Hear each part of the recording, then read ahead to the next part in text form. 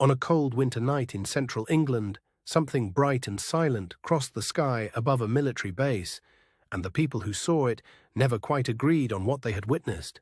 Was it a secret aircraft, a natural light, or something that still resists easy explanation?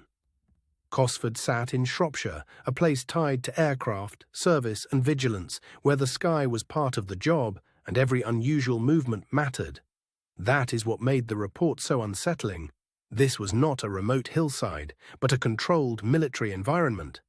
The incident belongs to the long British tradition of military sky reports, where trained observers, radar operators, and police officers sometimes describe the same night in different words. In those moments, certainty becomes harder than the sighting itself. Accounts place the event in the early hours of 1993, when darkness still covered the base and the surrounding roads were quiet. Then, according to witnesses, an object appeared with an intensity that made ordinary starlight or aircraft navigation seem inadequate. What followed was not a single dramatic flash, but a sequence of observations spread across people and positions. That matters because the mystery is not only what was seen, but how the sighting seemed to move from one witness to another. Some described a light that held steady before shifting position in a way that felt too smooth for a conventional aircraft. Others remembered a shape faint at the edges, as if the brightness itself was hiding whatever lay behind it. The first detail that keeps returning is motion. Witnesses claimed the object did not behave like a helicopter, a flare, or a distant plane on approach, because it seemed to pause, drift, and then change direction with little visible effort. The second detail is silence. In a place where engines, rotors, and traffic noise would normally carry, the reported object was said to move without the sound that should have accompanied it, which made the sighting feel even less familiar. The third detail is timing. The event unfolded quickly enough to unsettle those who saw it, yet long enough for memory to settle into a pattern, and that combination often produces accounts that are vivid but not identical. Then came the reports from official channels and local emergency contacts, which gave the case a sharper edge. Once a sighting reaches police logs, airfield conversations, and military attention, it stops sounding like a passing tale. That is where the Cosford story becomes more than a single bright object in the dark. It becomes a record of people trying to classify the unclassifiable, while the sky kept offering no easy answer. Supporters of the extraordinary interpretation point to the consistency of the core account: a luminous object, unusual movement, and witnesses who knew the difference between routine aviation and something that felt outside routine. To them, that combination is hard to dismiss. They also note that military settings are not ideal places for misidentification because personnel are trained to notice what belongs in the sky and what does not. If the observers were confused, it was confusion under conditions of experience, not ignorance. Yet the case also invites grounded alternatives: bright planets, atmospheric effects, distant aircraft, and even the strange geometry of night observation can all distort perception, especially when a light is seen briefly and under stress. That is why the strongest cases are rarely built on a single dramatic sentence. They are built on the uneasy fit between what witnesses remember and what routine explanations can comfortably cover. In the Cosford Incident, one of the most compelling elements is the reported coordination of sightings across nearby locations.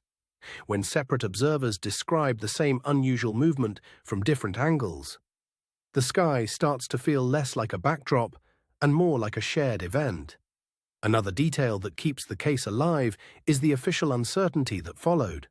Investigators and commentators never produced a universally satisfying explanation, and that silence left room for the possibility that something genuinely anomalous had passed overhead. For believers, that absence matters almost as much as the sighting itself.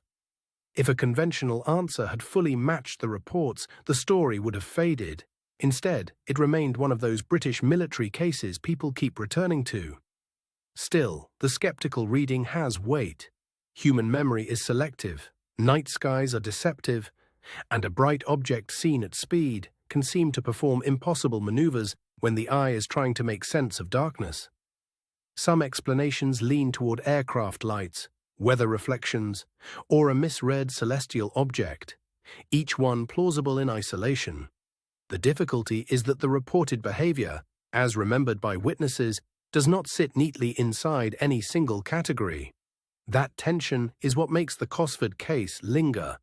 It is not just the brightness in the sky, but the feeling that trained observers saw something they could not comfortably reduce to routine operations or ordinary weather. The best believer case rests on the combination of setting, witness experience, and the reported movement pattern.